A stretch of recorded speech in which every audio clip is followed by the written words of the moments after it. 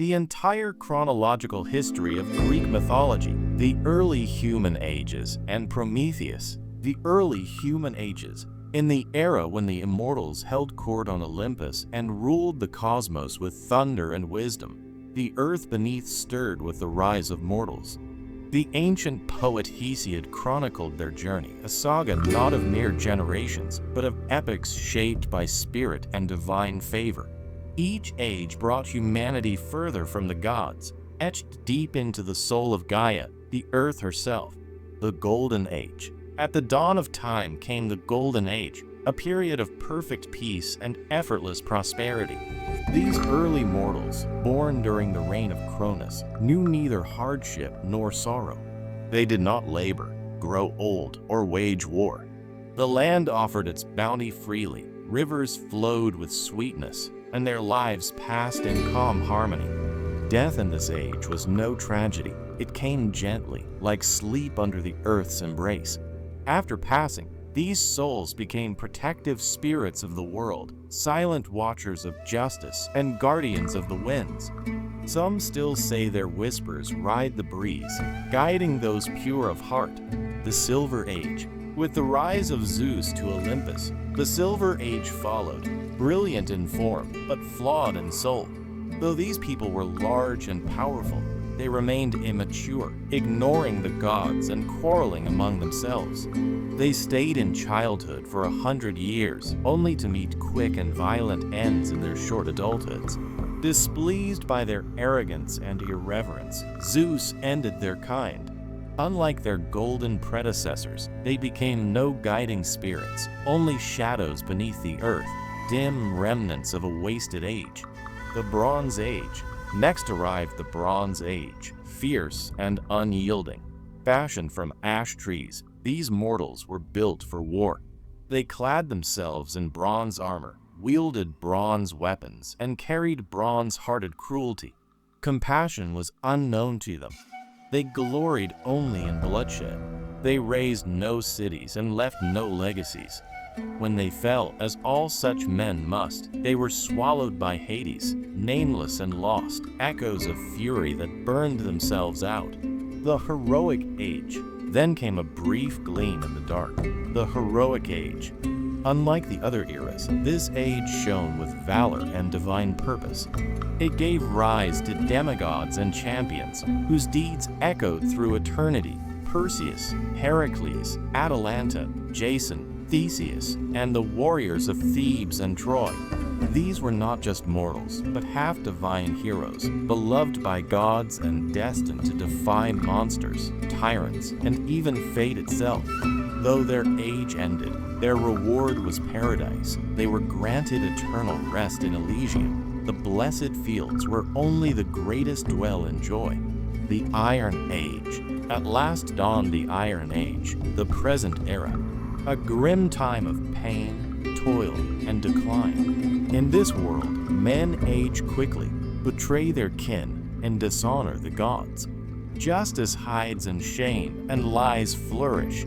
Even children turn on their parents, and friendship means little. Hesiod lived in this age and despaired at its decay. He foresaw a future where even the faintest virtue would vanish, and Zeus, in anger, would destroy this race as he had the others before it.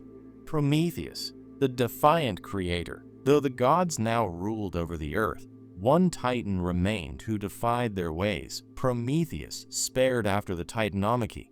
He looked upon the mortal world and saw only animals, soulless, speechless creatures crawling in the dust. It was not enough. From the clay of the earth, Prometheus sculpted man, a new being crafted in the image of the gods themselves. Yet something was missing.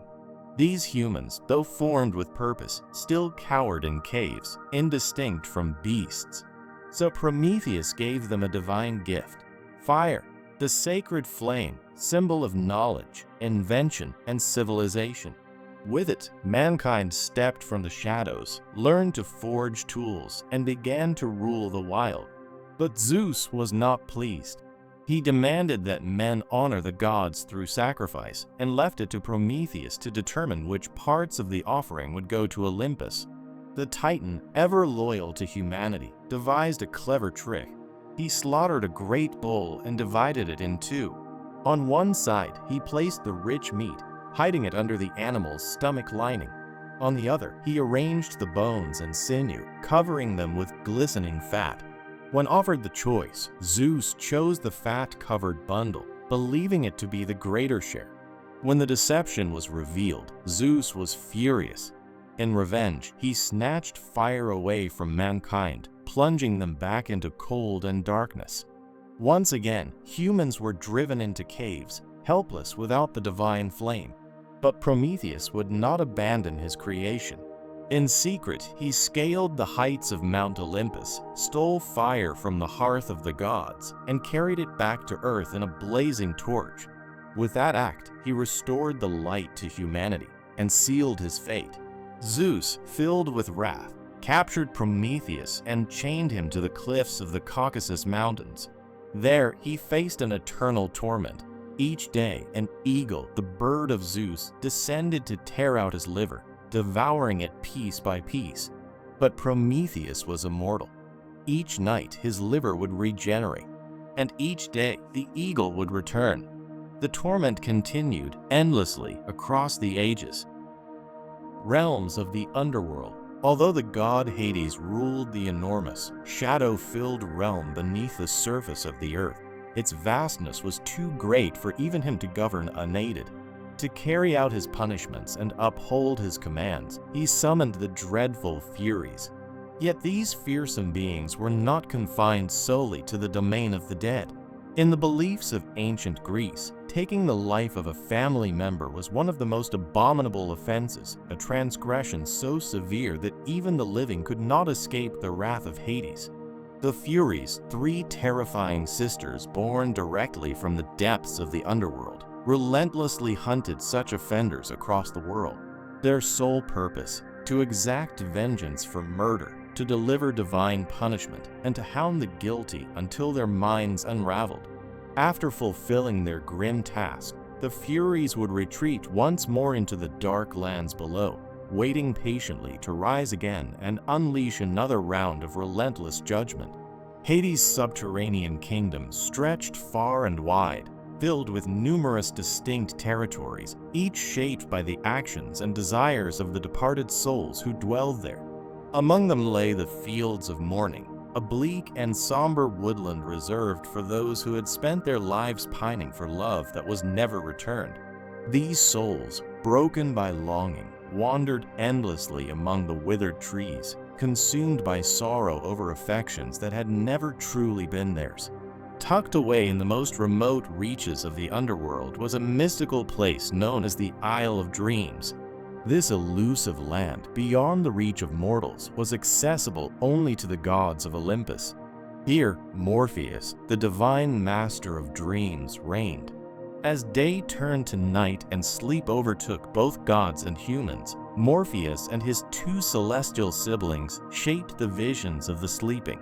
Some were gifted with dreams full of hope and prophecy. Others were cursed with nightmares from which there was no escape. So powerful was Morpheus's control over sleep and dreams that centuries later, his name would be immortalized in modern medicine. The potent drug morphine, named in his honor, mimics his domain by easing pain and drawing its users into a deep, dreamlike state of rest. Despite these many regions and guardians, the true power within the underworld remained with Hades himself. His throne rested deep within the earth inside a majestic palace, a hidden fortress shrouded in eternal darkness. This citadel was located on a fiery, isolated island, unreachable by any soul not called by the god himself. Those who dared venture into this forbidding realm without invitation soon found themselves lost in its lightless corridors, forever trapped within the labyrinth of the land of the dead. The Age of Heroes and the House of Cadmus, the Heroic Age. After the gods had firmly taken control of both the mortal realm and the dominion of the dead, a new chapter began, the Heroic Age. It was during this time that courageous men from every corner of Greece set out on daring quests that would echo through eternity as legendary tales.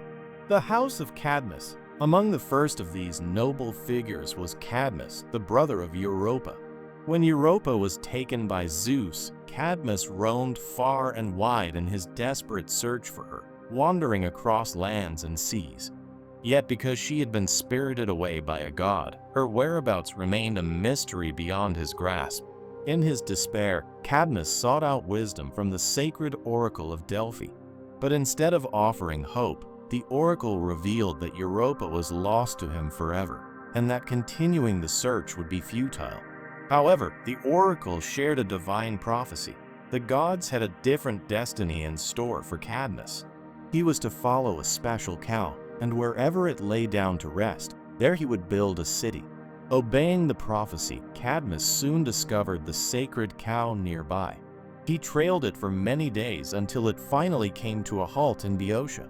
On that very ground, he laid the foundations of Thebes, a city that would go on to stand shoulder to shoulder with the great powers of ancient Greece, rivaling even Athens and Sparta in stature and strength.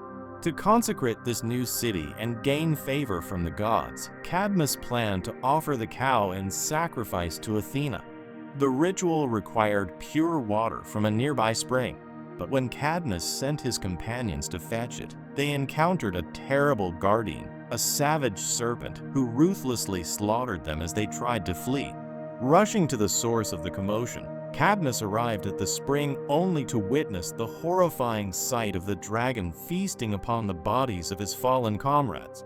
In an act of fury and bravery, Cadmus seized his spear and plunged it into the beast, killing it as it let out a dreadful cry in its final moments. Unbeknownst to Cadmus, this serpent had been sacred to Ares, the god of war. Though Ares refrained from killing Cadmus, he decreed that Cadmus must serve him as a slave for 8 long years as penance for slaying the creature. But Ares' woes extended beyond the mortal world. On Mount Olympus, the god Hephaestus, master of the forge, had uncovered a scandalous secret. His wife, Aphrodite, goddess of love and beauty, had been unfaithful. Her secret lover was none other than Ares himself. The affair had lasted for years, and from their union, Aphrodite bore a child, Harmonia. When Harmonia came of age, and Cadmus had completed his years of service, Ares, impressed by Cadmus's loyalty and dedication, offered his daughter's hand in marriage. A grand celebration was held in Thebes to honor the union of Cadmus and Harmonia. All the gods of Olympus attended in joy, except one. Hephaestus, still seething from the betrayal, presented a deceptive wedding gift, a stunning necklace. Though beautiful on the outside, the necklace carried a powerful curse that would bring calamity upon any family who possessed it. Unaware of its doom-laden magic, Cadmus and Harmonia went on to rule Thebes for many peaceful years. They were blessed with a long life and had 5 children, 4 daughters and 1 son. But the curse of the necklace would soon unravel the happiness of their lineage, spreading sorrow through the generations. The first to be struck by tragedy was their youngest daughter, Semele. After a divine encounter with Zeus, she became pregnant with the god Dionysus. Yet the necklace's curse would seal her fate. Upon beholding Zeus's true divine form, Semele was consumed by fire and perished. Next was Ino, another daughter, whose life took a dark turn when her husband Athamas lost his mind. In his madness, he murdered their children, and Ino, filled with grief and terror, leapt to her death in an attempt to escape. Agave, the third daughter, bore a son named Pentheus, who would succeed Cadmus as the second king of Thebes. But Pentheus made a fatal error. He outlawed the worship of Dionysus, his divine cousin. In retaliation, Dionysus drove the women of Thebes into a wild frenzy. In their madness, they tore Pentheus apart, with Agave herself, under the god's spell, ripping off her own son's head. The fourth daughter, Autono, was the mother of Actaeon, a hunter. One day, while in the woods, Actaeon accidentally witnessed the goddess Artemis bathing. As punishment, he was transformed into a stag and devoured by his own hunting dogs, who did not recognize their master. As the cursed necklace of Harmonia was passed down, its sinister legacy persisted. Each new generation of the family met with disaster, forever plagued by the doom woven into that beautiful ornament. But among all who bore the burden of this curse, none suffered more than Oedipus, the seventh king of Thebes. His tragic fate would become the most heart-wrenching tale in the annals of Greek mythology, evoking sorrow in every soul who heard it. A soothing journey through time. Welcome, dear listener. As you settle into your cozy bed, let your mind drift to ancient times, where myths and legends wove the fabric of understanding for civilizations long past. Tonight, we'll embark on a tranquil journey through the rich tapestry of Greek mythology. Close your eyes, take a deep breath, and allow the gentle rhythm of history to lull you into restful slumber. Creation of the cosmos. In the beginning, there was only chaos, a vast, silent void. From this emptiness emerged Gaia, the earth, and Uranus, the sky. Together, they brought forth the Titans, the first beings of immense power. The world began to take shape, with mountains rising and rivers flowing, all under the watchful eyes of these primordial entities. Rise and fall of the Titans. The Titans ruled the cosmos with a steady hand, but power often breeds ambition. Cronus, one of the Titans, overthrew his father Uranus to claim dominion. Yet, fearing a similar fate, Cronus swallowed each of his children at birth. His wife, Rhea, longing for her offspring, saved their youngest, Zeus, who would one day challenge his father's reign. Establishment of Olympus and the gods. Zeus grew strong and wise, eventually confronting Cronus and freeing his siblings. Together, they waged a gentle yet decisive battle, leading to the rise of the Olympian gods. Mount Olympus became their serene abode, where they governed the world with a blend of wisdom and whimsy, each deity overseeing aspects of life and nature.